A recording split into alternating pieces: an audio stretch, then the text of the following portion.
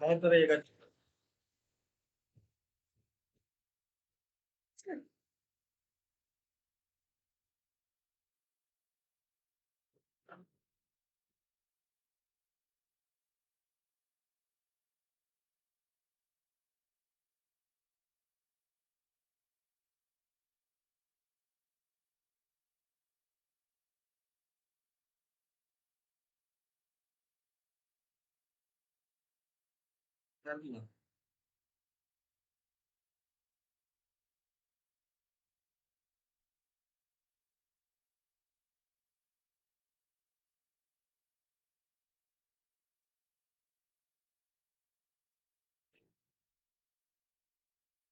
तो मेरे page number कितने?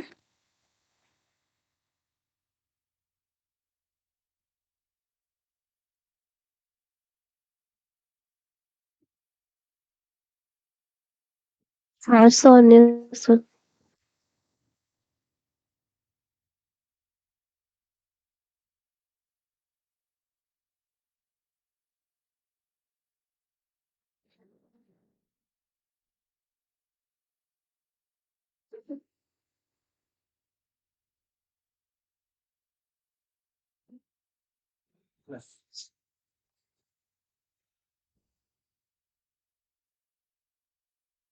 ହଉ। ଦେଖ ଏଇ ଯୋଉ ୟୋଗା ଚାପ୍ଟର ଟା ଆମେ ଷ୍ଟାର୍ଟ କରିବା ପୂର୍ବରୁ ଆଗେ ଦେଖିଦବା what do you mean by term of yoga ହେଲା। କଣ ଆମେ ବୁଝୁଛନ୍ତି ୟୋଗାକୁ? ସେ କହୁଛି the term yoga comes from the Sanskrit word use ମାନେ Sanskrit word use ରୁ ଆସିଛି ୟୋଗା ଟା ହେଲା। ଯେହେତୁ ଆମ ହଉଛି ସନାତନ ଧର୍ମ ଆମର, ତ ଆମ ଯେହେତୁ ଇନଭେଣ୍ଟ ବି କରିଛନ୍ତି ଆମେ ୟୋଗାକୁ, ତ ସଂସ୍କୃତ ଆମର ଓଲ୍ଡ ସିଭିଲାଇଜେସନ ଲାଙ୍ଗୁଏଜ, ତ ତାରି ପାଖରୁ ଓବିୟସଲି ଆସିବ ହିଁ ଆସିବ।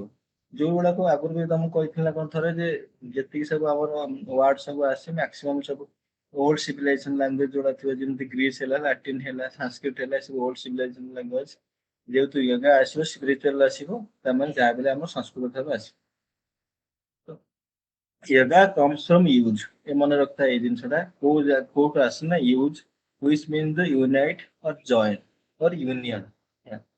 So traditionally it referred to the union of the individual consciousness with the universal consciousness of spirit. Yoga is both philosophy and practice that was ତାର ମାନେ କଣ କହୁଛି, ଯେ ସିମ୍ପଲ କହିବାକୁ ଯାଉଛି ଯେ ଆମର ହଉଛି ଗୋଟେ କଣ, ଯଦି ଆମେ ମଡର୍ନ କନସେପ୍ଟରେ ଦେଖିବା ତ ଆମର ହଉଛି ମେଣ୍ଟାଲ ହେଲ୍ଥ, ଯେମିତି ମାଇଣ୍ଡ, ସେମିତି ଯଦି ଆମେ ସ୍ପିରିଚୁଆଲ କନସେପ୍ଟରେ ଦେଖିବା ତ ଆମ ପାଖରେ ଗୋଟେ ଅଛି ଆତ୍ମା, ହେଲା କି?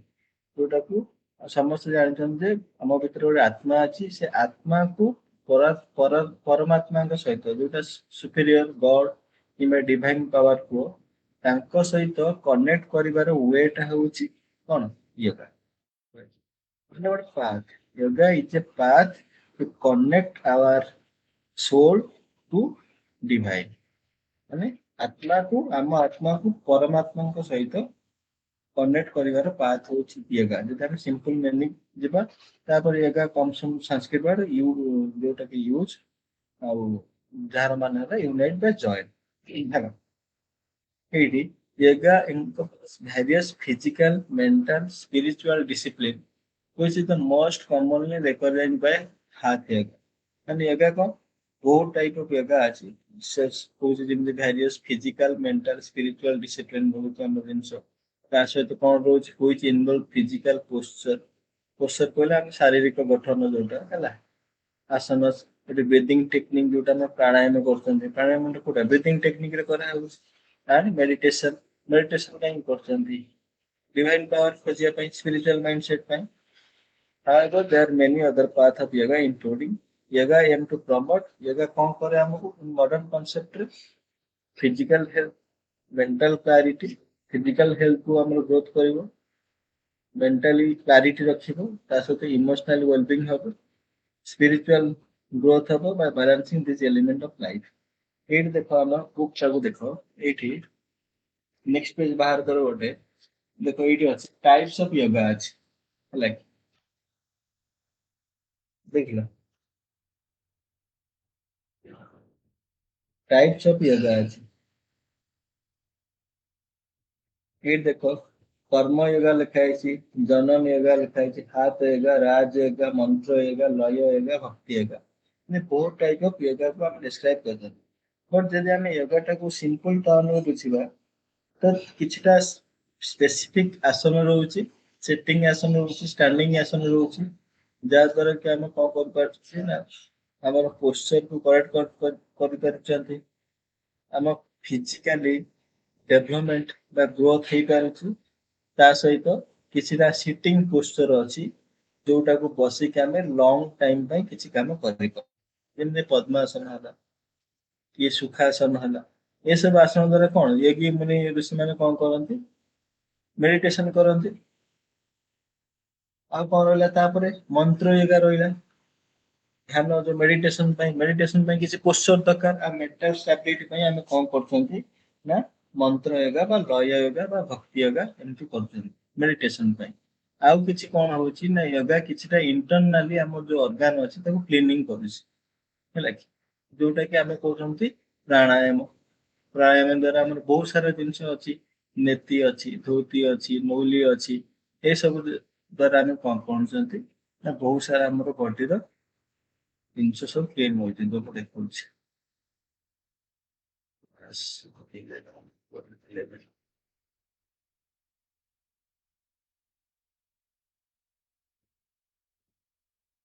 ହେଲା ଏତେ ଆସିବନି, ଆମେ ଗୋଟେ ଏଗାର କନସେପ୍ଟ ବୁଝୁଛନ୍ତି ହେଲା, ଯାହା ଯାହା ଆସିବ ମୁଁ କହିଦେବି।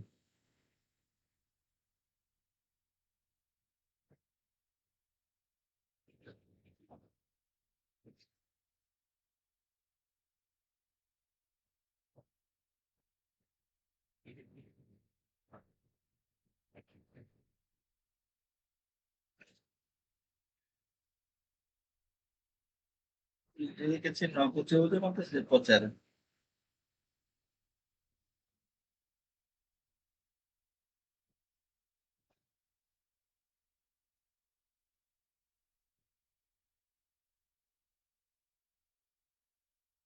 କଣ ହେଲା ସବୁ ନେଇ ଯୋଉଥିରେ ତାଉଥିରେ ସବୁ ନେଇ କଣ କଣ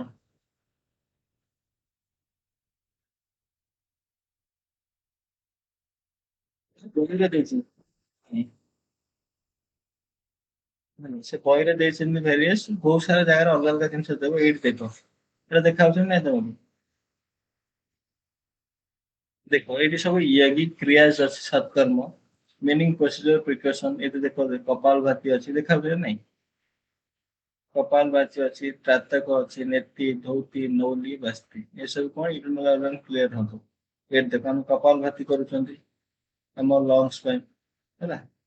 तापर ये देखो त्रातक करूछंती आई क्लीनिंग ପାଇଁ, नेति करूछंती कौन नोज क्लीनिंग ପାଇଁ, धोती करूछंती स्टोमक क्लीनिंग ପାଇଁ ହେଲା। ये सब जिनिस गुड़ाक रोचे। तापर अनुलोम विलोम रोचे प्राणायाम भितर, सूर्य वेदना प्राणायाम रोचे, उज्जयिनी प्राणायाम रोचे, ब्राह्मणी प्राणायाम रोचे, एमि सब प्राणायाम रोचे। और बेसी किसी आसे ना प्राणायाम टा खाली पढ़िबा ऊपर ऊपर जिनिस किछटा पढ़िबा जिनिस। तो योगा टा स्पेशली कोन ना होची यूज वर्ड रो आसी जोडा मान होची कोन यूनियन होला।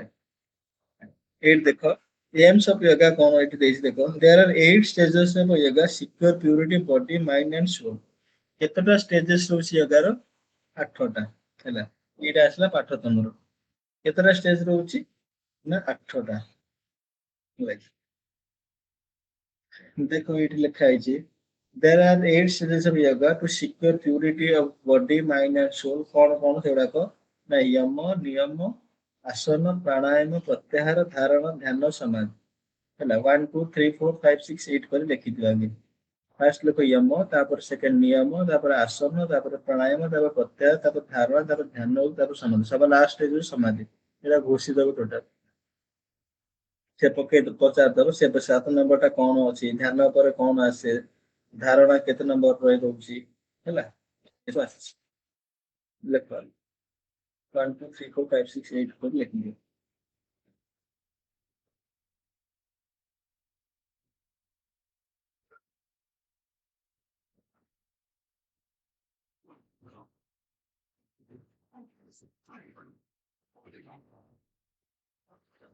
ତାପରେ ଆସନ ପାଖକୁ ଯିବା ଯେତେବେଳେ ଏଇଟା ଲେଖ।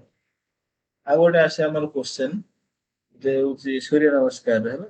ସୂର୍ଯ୍ୟ ନମସ୍କାର କେତେଟା ଆସନ ରହୁଛି, କେତେଟା ଷ୍ଟେପ୍ ରହୁଛି? ବେଶୀ କିଛି ପକାଏନି, ଜଷ୍ଟ ଅଳ୍ପ ପକାଏ ଏଗୁଡ଼ା ଚାରିଟରୁ।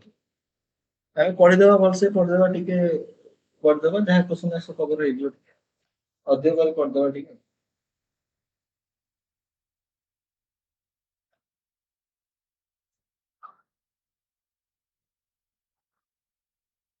ଆଁ, ସମସ୍ତଙ୍କ ପାଖରେ ବହି ଅଛି ନା ଟିକେ ଅଛନ୍ତି? ସମସ୍ତଙ୍କ ପାଖରେ ବହି ଅଛି ତ?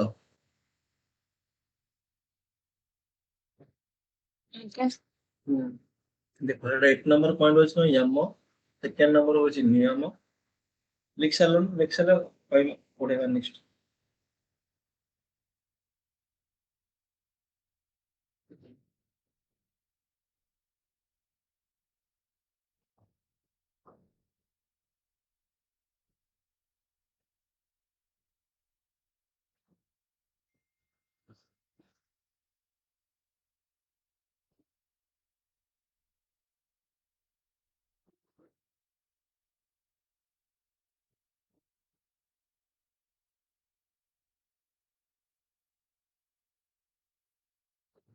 ସାର୍ ନେଟୱାର୍କ ଇସ୍ୟୁ ହଉଛି, କଟି ଯାଉଛି, କିଏ ଜଣେ ମେସେଜ କଲାଣି ସତ୍ୟ ପ୍ରସାଦ ଛୋଟରାୟ।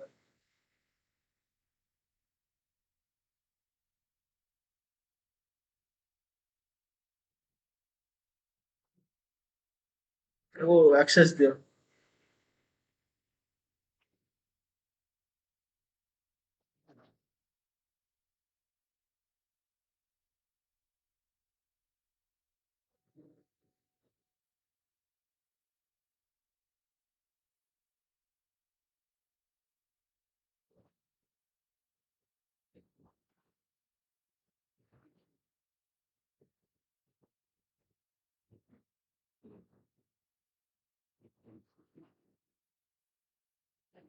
ମଉନି ସେ ମତେ ମେସେଜ କରିଛି, ତାକୁ ଇଏ କର।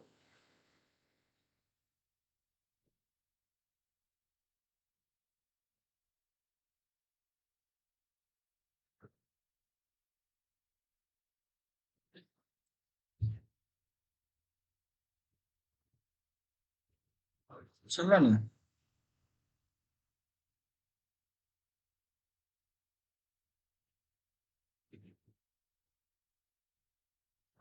ସେ କଣ କହୁଛି 8ଟା ଷ୍ଟେଜ ଦେଇକି ଆମେ କୁଆଡେ ସମାଧି ମାନେ ହଉଛି ସବା ଲାଷ୍ଟ ଷ୍ଟେଜ, ମାନେ ଯୋଉଟା ଲୀନ ହେଇଯିବ, like ସମାଧି ନେଇଯିବା ବା ଲୀନ ହେଇଯିବା ଭଗବାନଙ୍କ ସହିତ। ତ ତା ପୂର୍ବରୁ ଆମକୁ କିଛିଟା ଷ୍ଟେପ ଦେଇକି ଗତି କରିବାକୁ ପଡିବ। ଯେମିତି ତମେ ଛୋଟଟେ ଜନ୍ମ ହେଇଥିବ, ସାଙ୍ଗେ ସାଙ୍ଗେ ସେ ଖାଇଲ କି ଧୀରେ ଧୀରେ ବଢିଲ, ଗୋଟେ ଦିନ ପିଇଲ, ଏବେ ଧୀରେ ଧୀରେ ହେଇକି ଆଗକୁ ଏମିତି ହେଇଛି। ତ ସେମିତି ଗୋଟେ ଷ୍ଟେଜ ଅଛି, ସେ ଷ୍ଟେଜ କୁ ଧୀରେ ଧୀରେ ଧୀରେ ଅତିକ୍ରମ କଲେ ଆମେ ଲାଷ୍ଟ ଷ୍ଟେଜ କୁ ଯାଇପାରିବା। ତ ତା ଭିତରେ ଫାର୍ଷ୍ଟ ଷ୍ଟେପଟା ହଉଛି ୟମ, ବା ସେଟା କହୁଛନ୍ତି ସୋସିଆଲ ଡିସିପ୍ଲିନ। ମାନେ ଆଗେ ପ୍ରଥମେ ଡିସିପ୍ଲିନ ଭିତରେ ରହିବାକୁ ପଡିବ। ଯେମିତି କଣ ୟମ mean instant after it has 5 practice କଣ ଅହିଷ୍ମ। ଅହିଷ୍ମ ମିନ୍ କଣ ଫିଜିକାଲି, ମାନେ କିଛି କୌଣସି କ୍ରିଏଚରକୁ, କୌଣସି ବା ଆମେ ଯୋଉ ଜୀବ ଅଛି ଯାହାର ଲାଇଫ ଅଛି, ତାକୁ କିଛି ଆମେ କଣ ଖରାପ ପହଞ୍ଚେଇ ପାରିବା, ମାନେ ତାର ଖରାପ କରିବାନି, କି ତାକୁ ମାରିବାନି, କି ମାରିକି ଖାଇବାନି ହେଲା। ସେଇଟା ହଉଛି କଣ ନନ ଭାଇଲେନ୍ସ ହେଲା। ସତ୍ୟ ହେଲା, ସବୁବେଳେ ସତ୍ୟ କହିବା। ନନ୍ ସେଲିଂ ଅସତ୍ୟ mean not to covet acquiring physically mentally by speech other, ମାନେ କାହାକୁ ବି ଆମେ ଖରାପ କରି କହିବାନି ହେଲା, ଖରାପ କରି କହିବାନି ଯାହା ଦ୍ୱାରା କି ସେ ହଟ୍ ହଉଛି ହେଲା। ତ ଏସବୁ ଜିନିଷ ଆମକୁ ଛାଡିବାକୁ ପଡିବ। ଏଇଟା ହଉଛି ୟମରେ ଯାଉଛି, ମାନେ କଣ ସେଲ୍ଫ ଡିସିପ୍ଲିନ ଯୋଉଟାକୁ ଆମେ କହୁଛନ୍ତି। ଏଠି ସୋସିଆଲ ଡିସିପ୍ଲିନ ବା ସେଲ୍ଫ ଡିସିପ୍ଲିନ, ଆତ୍ମ ସଂଯତ ଭିତରେ ଆମେ ରହିବାକୁ ପଡିବ। ଆମେ ସମସ୍ତଙ୍କୁ ଭାବିବା ଯେ ସମସ୍ତଙ୍କ ଭିତରେ ଭଗବାନ ଅଛନ୍ତି, ତ କାହାକୁ ମୋର କିଛି କଥା ଦ୍ଵାରା ଯଦି ଖରାପ ଲାଗିବ ତ ମୁଁ ସଂଯମତା ସହିତ କଥା ହେବି, କୌଣସି ଲିଭିଂ କ୍ରିଏଚରକୁ କ୍ଷତି ପହଞ୍ଚେଇବେନି। ସେଇଟା ହଉଛି ୟମରେ ଯାଉଛି। ତାପରେ next step ହଉଛି ନିୟମ ହଉଛି କଣ କ୍ଲିନିନେସ ହେଲା, ଇଣ୍ଡିଭିଜୁଆଲ ଡିସିପ୍ଲିନ ବା କ୍ଲିନନେସ। ନିଜର ଯାହା ଯାହା ସବୁ ଯେମିତି ହଉଛି ଶୌଚ ହବ, ବା ସନ୍ତୋଷ ରହିବ ନିଜ ଭିତରେ ହେଲା କି ସେଲ୍ଫ ଷ୍ଟଡି ମାନେ ସରେଣ୍ଡର ଟୁ ଗଡ୍ ଯୋଉ ଆମର ନଥାଏ ନା ଯେମିତି କିଛିଟା ନିୟମ ଭିତରେ ଆମେ ରୁହନ୍ତି ଯେମିତି କୌଣସି ଓଷା ବାର କରିଥିଲେ ଆମେ କିଛିଟା ନିୟମ ଭିତରେ ରୁହନ୍ତି ଏ କରିବି ଏ କରିବିନି ସଫାସୁତୁରା ରହିବି ଏଇ ଟାଇପ ର ଜିନିଷ ଯୋଉ କଣ ପିନ୍ଧିବି ଠାକୁରଙ୍କୁ ପୂଜା କଲାବେଳେ କଣ ଯେକୌଣସି ଡ୍ରେସ ପିନ୍ଧ କି ସଫା ଡ୍ରେସ ନୂଆ ଡ୍ରେସ ପିନ୍ଧ ତ ସେଲ୍ଫ କ୍ଲିନନେସ ଯୋଉଟା ରହୁଛି ନିୟମ ଭିତରେ କିଛିଟା ତାପରେ ଆସିଲା କଣ ଆସନ ତାପରେ ନେକ୍ସଟ ହଉଛି ଆସନ ମାନେ କୌଣସି ଗୋଟେ ପୋସ୍ଚରରେ ବସି ଏଇଠି ଦେଖ ଯେମିତି ଏଇଠି ଆମର ମୁଁ ଗୋଟେ ଫଟୋଟେ ପ୍ରେଜେଣ୍ଟ କରିଛି ଏ ଶିଶୁ ଆସନରେ ବସିଛି ଯେ ବସିଛି ସୁଖାସନରେ ହେଲା ପଦ୍ମାସନ ହଉଛି ଲୋଟସ ପୋଜ ସେଟା ହେଲେ କଣ ଗୋଡ ଉପରକୁ ଉଠିବ ହେଲା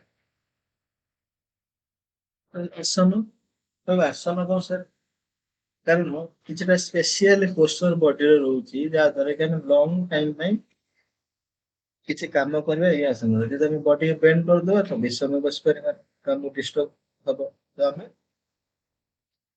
ଯୋଉ ଧ୍ୟାନ ଟାକୁ ରଖିପାରିବାନି ଯଦି ଆମର ବଡି ପେନ୍ ହେଲା କି କୌଣସି ଟାଇପ ର ଜିନିଷ ହେଲା ଆମେ କେମିତି ଧ୍ୟାନ କରିପାରିବା ତ ଆମକୁ ଗୋଟେ ପର୍ଟିକୁଲାର ପୋଷ୍ଟର ଦରକାର ତ ସେଇଟା ହଉଛି ଆସନ ଆସନ ମିନ୍ ହୋଲ୍ଡିଂ ଦି ବଡି ଏ ପର୍ଟିକୁଲାର ପୋଷ୍ଟର ତାପରେ ହେଲା କଣ ପ୍ରାଣାୟାମ ପ୍ରାଣାୟାମ ହଉଛି କଣ ନା ବ୍ରେଥ କଣ୍ଟ୍ରୋଲ ମାନେ କଣ୍ଟ୍ରୋଲ ହଉଛି ବ୍ରେଥ ମାନେ ଯୋଉ ନିଶ୍ୱାସ ପ୍ରଶ୍ୱାସ ଯେମିତି ଆଜ ବାଥ ଯେମିତି ସେ କହୁଛି ଯେ ଯେମିତି ଆମର ଗାଧେଇବା ହଉଛି ପ୍ୟୁରିଫାଇଙ୍ଗ ଦ ବଡି ଆମ ଉପର ବଡିକୁ ପ୍ୟୁରିଫାଇ କରୁଛନ୍ତି ବା ସଫାସୁତୁରା ରହୁଛନ୍ତି ଆମେ ଗାଧେଇଲେ ପାଣିରେ ପ୍ରାଣାୟାମ purifying the mind and internal organ ପ୍ରାଣାୟାମ ହଉଛି କଣ ନା ବ୍ରିଥିଂ କଣ୍ଟ୍ରୋଲ ହଉଛି ବହୁତ ଇମ୍ପୋର୍ଟାଣ୍ଟ ଜିନିଷ ତା ଦ୍ୱାରା କଣ ହୁଏ ନା ଆମର ମାଇଣ୍ଡ କୁ କଣ୍ଟ୍ରୋଲ ହୁଏ ଆଉ ଇଣ୍ଟରନାଲ ଅର୍ଗାନ ମାନେ ଯୋଉ ଅଛନ୍ତି ସେମାନେ କଣ ପ୍ୟୁରିଫାଇ ହୁଅନ୍ତି ତ ସାର୍ ଏସବୁ କେମିତି ହେଇପାରିବ ସବୁ କିଛି ସେଇଥିରୁ ଆସୁଛି ସେଇଟା କୁହନ୍ତି ପ୍ରାଣ ବାୟୁ ସେଇଟା ଭାଇଟାଲ ଜିନିଷ ସେଇଟା ସବୁ କିଛି ତାରି ଭିତରେ ଅଛି ଦେଖ ଆମର ଜେନେରାଲି ଗୋଟେ ମିନିଟରେ ଆମେ 14 ରୁ 16 ଥର ନିଶ୍ୱାସ ନିଅନ୍ତି ହେଲା କି? 14 ରୁ 16 ଥର 72 ବିଟ୍ ଆମର ଛାତି ଇଏ ହୁଏ ବଟ୍ ଜେନେରାଲି 14 ରୁ 16 ଥର ଆମେ ନିଶ୍ୱାସ ପ୍ରଶ୍ୱାସ ନିଅନ୍ତି ଯଦି ସେଇଟାକୁ ଦେଖିବ ବେଳେ ବେଳେ କୌଣସି କାରଣ ଯଦି ତମେ ରାଗି ରୁଗି ଯାଇଛ ଦେଖିବ ତମ ସାଙ୍ଗେ ସାଙ୍ଗେ ହଉଛି ନିଶ୍ୱାସର ଗତି ବଢିଯିବ ହାଇପରନେସ ଆସିଲା ମାନେ ନିଶ୍ୱାସର ଗତି ବଢିଯିବ 16ଟା ହେଇ କନଭର୍ଟେଡ ଟୁ 17 18 19 20 ଏମିତି ହେଇଯିବ ଭାବ ଆମେ ଯେତେ ନର୍ଭସନେସ ଥାଆନ୍ତି ଆମର ସେତେ ଡିସିସନ ନବାର କାପାବିଲିଟି ଟା ବଢିଯାଏ ନା କମିଯାଏ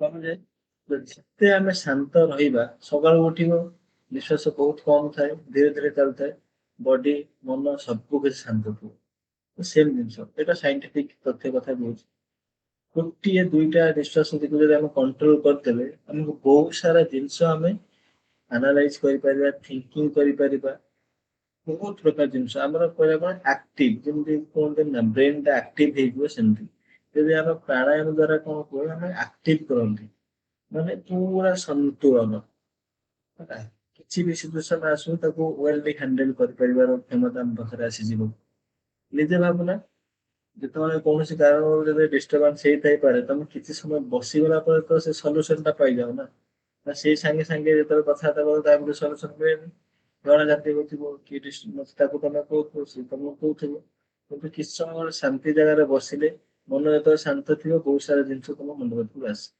ତ ଏଇ ଜିନିଷ ଆସୁଛି କେମିତି କେବଳ ଏଇ ବ୍ରିଦିଂ କଣ୍ଟ୍ରୋଲ ଯଦି ଆମେ କଣ୍ଟ୍ରୋଲ କରିଦବା ବ୍ରିଦିଂକୁ ଆମକୁ ବହୁତ ସାରା ଜିନିଷ ଆମେ ମ୍ୟାନେଜ କରିପାରିବା ସେଇ ଜିନିଷଟା କହୁଛି ପ୍ରାଣାୟାମ it is required to purify the mind and internal organ mind purify କରିବ ମାନେ ନେଗେଟିଭ ଥିଙ୍କିଙ୍ଗ ଆସିବନି ଆମ ଭିତରେ ଯାହା ସବୁ ନେଗେଟିଭ ବ୍ଲଗ ସବୁ ରହୁଛି ସେ ସବୁ ଆସିବନି ତା ସହିତ ଯୋଉ ଟକ୍ସିକ ସବୁ ବାହାରୁଛି ଆମ ଭିତରୁ ଟକ୍ସିନ ଇନଫିଲ୍ଟ୍ରେଟ ବାହାରୁଛି ଆମ ବଡି ଭିତରୁ ଇଣ୍ଟରନାଲ ଅର୍ଗାନ ଯାହା ସବୁ ଟକ୍ସିନ ସେ ସବୁ ଜିନିଷକୁ ଆମେ ଆଭଏଡ କରିପାରିବା ନେକ୍ସଟ ହଉଛି କଣ ନା ପ୍ରତ୍ୟାହାର ପ୍ରତ୍ୟାହାର ହଉଛି କଣ ନା ୱିଡ୍ରଲ୍ ଯୋଉଟାକୁ ଆମେ କହୁଛନ୍ତି Hence, it the extraversion of the sense organ due to their heckling after wall effect. This was the putting the sense under restraint. ମାନେ କଣ ଆମର ଯୋଉ ସେନ୍ସ ଅର୍ଗାନ ସବୁ ଅଛନ୍ତି ସେ ସବୁକୁ ସଂଯମ ସହିତ ବ୍ୟବହାର କରିବା ମାନେ ଯେତେବେଳେ ଆମ ପ୍ରାଣ ମାଇଣ୍ଡ କଣ୍ଟ୍ରୋଲ ଯେତେବେଳେ ହେଇଯିବ ତାପରେ ଆମ ସେନ୍ସ ଅର୍ଗାନ ସବୁ କଣ୍ଟ୍ରୋଲ ହେଇଯିବ ମାନେ ଆମକୁ କିଛି ଏତେ ଫିଲ୍ ହବନି ହେଲା କି?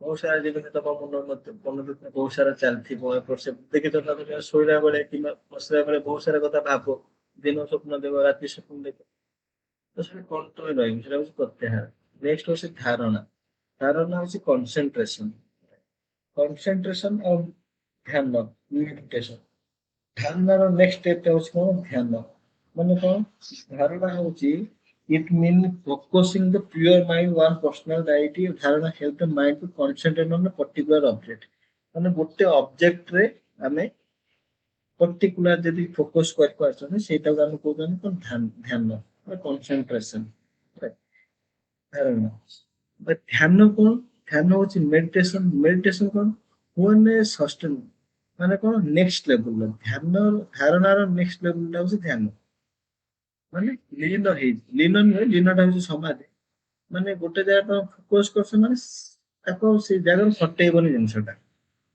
ପୁରା ଏକ ଲୟରେ ଅନେଇବା କିମ୍ବା ଗୋଟେ ଜାଗାରେ ଫୋକସ କରୁଛ ମାନେ ଗୋଟିଏ ଫୋକସରେ କାମ କରିବା କିନ୍ତୁ ଯୋଉ ଏକାଗ୍ରତାଟା ସେଇଟା ଏକାଗ୍ରତାଟା ବାସ୍ ବାସ୍।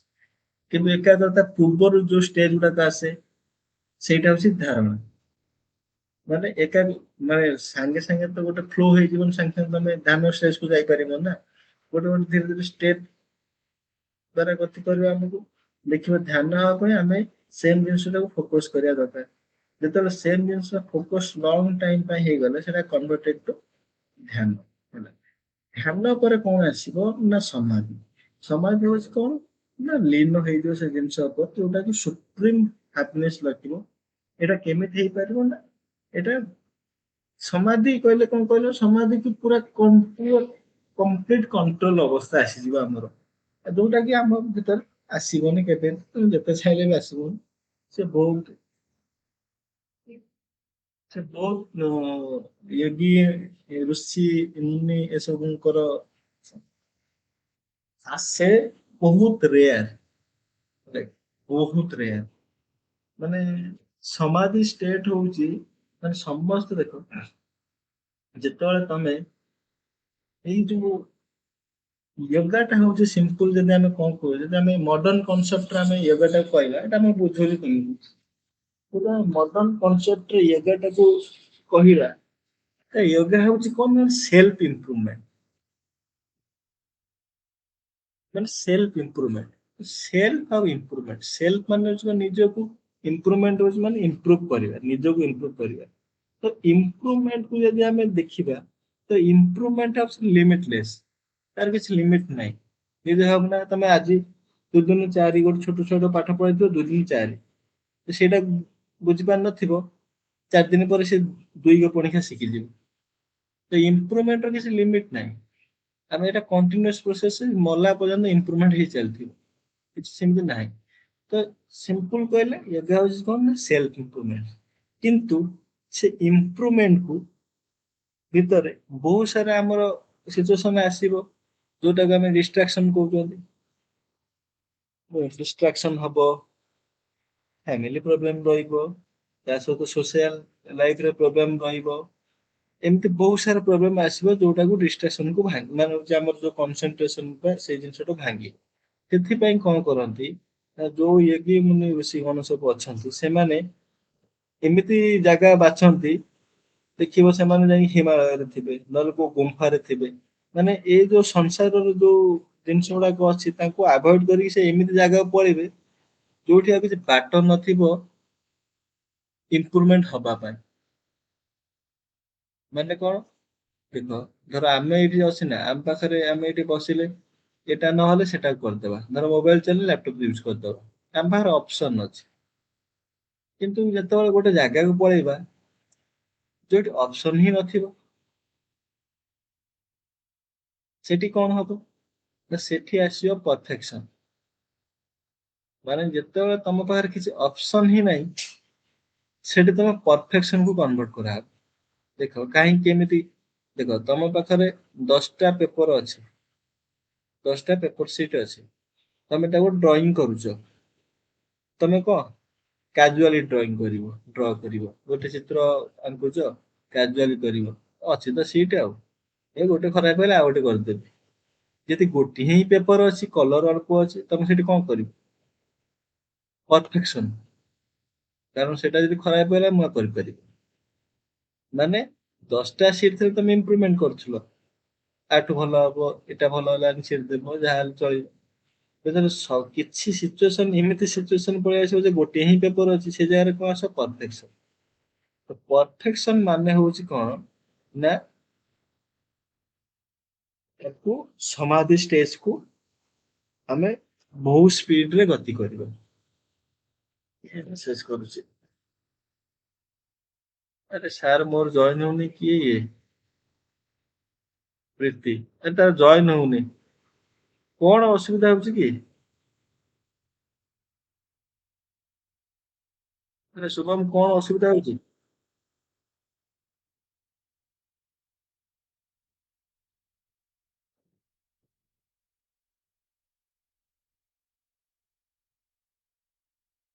ଆଉ ଥରେ ଟ୍ରାଏ କରି ଗୋଟେ ଗ୍ରୁପ କ୍ରିଏଟ କରିଦିଅ ହେଲା ମାନେ ସେଇ ଗ୍ରୁପ ଟାକୁ ତାଙ୍କୁ ଯୋଉମାନେ ସବୁ ନ ଆସୁଛନ୍ତି ତାଙ୍କୁ ବାହାର କରିଦିଅ ଯଦି ନ ବାହାର କରିପାରୁଛ ତ ଆଉ ଗୋଟେ ଗ୍ରୁପ କ୍ରିଏଟ କରିଦିଅ ଯୋଉ 5-6 ଜଣ ଅଛ ତାଙ୍କୁ ଇଏ କରିବା ପାଇଁ ହେଲା ଓକେ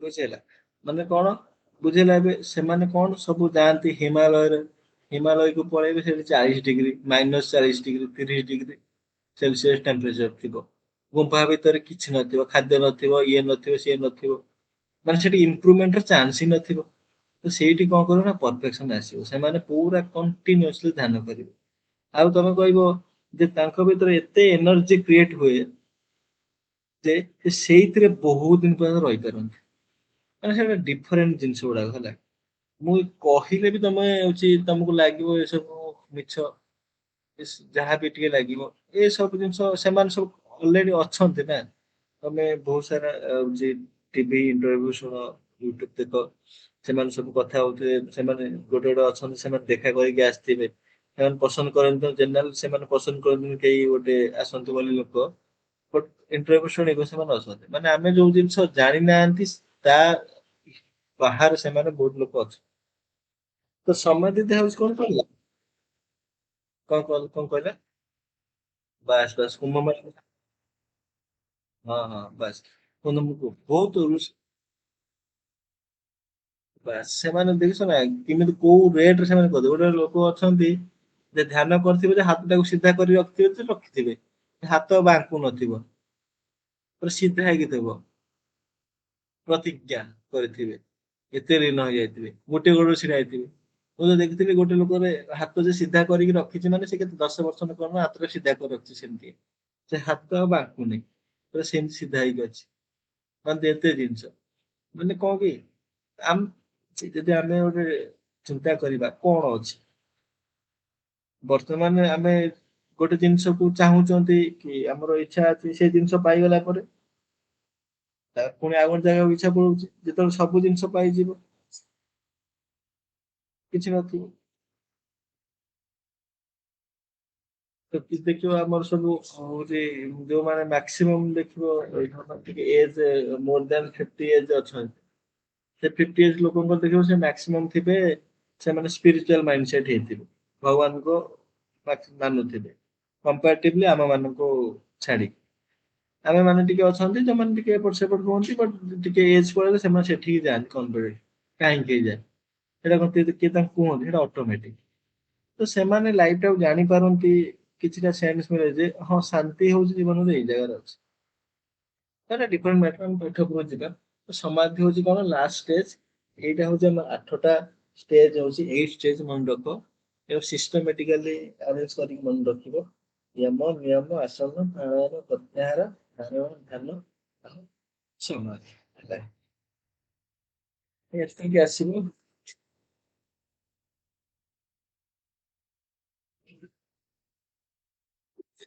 ସେଇଟା ଦେଖିଦବ ୟମ ନିୟମରେ ଅଛି ଆଉ ତ କାହା ଦେହରେ ନାହିଁ ନା ଏମନ ନିୟମରେ କେବଳ ଅଛି ଆଉ କିଛି ନାହିଁ। ମୁଁ ତ ବୁଝେଇଦେଲି ଆଉ କିଛି ସେଟା କିନ୍ତୁ ଖାଲି ପଡିବ how many stage in yoga ବା ଅଷ୍ଟାଙ୍ଗ ୟୋଗା କଣ, how many stage in yoga କଣ, 8 ଷ୍ଟେଜ ସିମ୍ପଲ। ତାପରେ ସୂର୍ଯ୍ୟ ନମସ୍କାର ପଚାରିବ। ଆଉ କିଛିଟା ସ୍ପେଶିଆଲ ଆସନ ଆମେ ଦେଖିଦେବା କଣ କଣ ଆସନ କଣ କଣ ବେନିଫିଟ ତ ପଚାରିବନି। ଆଉ ସେ ଟିକେ ଟିକେ ଦେଖିଦବା ବେନିଫିଟ ଟା ଆଉ ସୂର୍ଯ୍ୟ ନମସ୍କାର ଟାକୁ ଦେଖିଦବା। ଆଉ କଣ ରହିଲା? ଆଉ କିଛି ଏଗାର ଆସିବନି। ଏଗାର ଚାପ୍ଟରରେ କଣ ଦେଇଛି? କିଛି ଦେଇନି, ଖାଲି ଏଗାର ଦେଇଛି ନା? ଆଁ?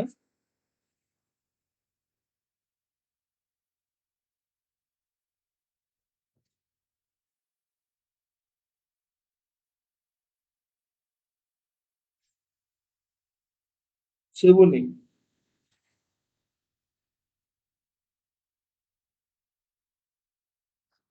ଏଗାର କଣ୍ଟ୍ରିବ୍ୟୁସନ ବା ବୁଝେଇଲି ମଡର୍ନ ସିଭିଲାଇଜେସନ ଆଉ ଟିକେ ଅଛି ବୁଝେଇଦେବି ଆଉ।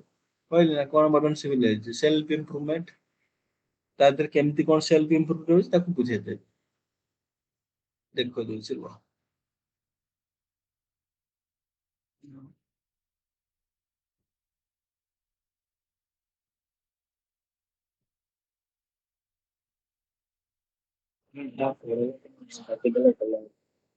କଣ କହିଲେ?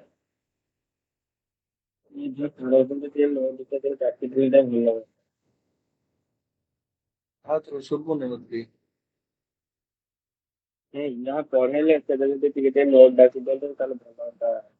ନୋଟ ନୋଟ ମୁଁ ଛାଡିଦେବି ଆଉ ଖାଲି ଲେଖିଦେବ ଡାକିଲେ ଲେଟ୍ ହେଇଯିବ କରିବାକୁ ପଢେଇବ। ଏଇଟା ସରିଲା ପରେ ମୁଁ ଭଲସେ ବନେଇକି ଛାଡିଦେବି। ତାପରେ ତମେ ଟିକେ ବହିରେ ଦେଖିବ ମୁଁ ଛାଡିଦେବି କିଛିଟା।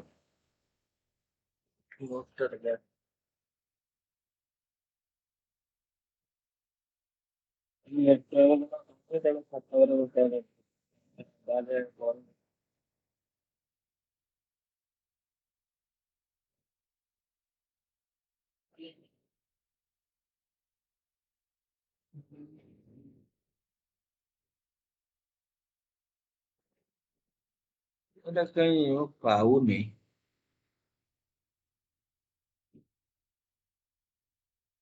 କରିଥିଲି କୁଆଡେ ଗଲା ସେଟା କି? ଏଇଠି ଅଛି କି ଦେଖିବାକୁ ନେଟରେ।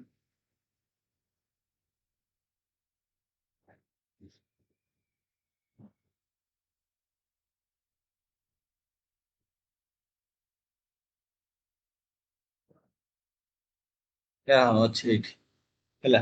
ହାଉ can yoga contribute enhancing personal power ଅଛି ହେଲା। ତାପରେ ଆସିଲା ମେଣ୍ଟାଲ ଫୋକସ ଇମୋସନାଲ ବାଲାନ୍ସ ଏସବୁ ଅଛି ମଡର୍ନ କନସେପ୍ଟରେ ଏଇ ସବୁ ଆସିବ ହେଲା। କଣ କଣ ଆସୁଛି ଆମର? How can yoga help in maintaining healthy lifestyle ଏସବୁ ଆସିବ। ଏସବୁ ବୁଝେଇଦେବି ଆଉ ହେଲା। ବୁଝେଇଦେବି ଆଉ ତମେ ଟିକେ ଏବେ ଟିକେ ଡିସକସ କର ମୋର ଟିକେ କାମ ଅଛି ଆକ୍ଚୁଆଲି। ମୁଁ ତାକୁ ନୋଟ ଛାଡିଦେବି ଆଉ ହେଲା। ସରିଲା ପରେ ନୋଟ କରି ଛାଡିଦେବି ମାନେ ଏଇଟା ମୁଁ ଛାଡିଦେବି ହେଲା। ଯଦି ସାରିଲେ ବୁଝେଇବି ବୁଝି ସାରିଲା ପରେ ଛାଡିଦେବି। ଏବେ ତମେ ଟିକେ ଡିସକସ କର ହେଲା। ଠିକ ଅଛି ରଖୁଛି।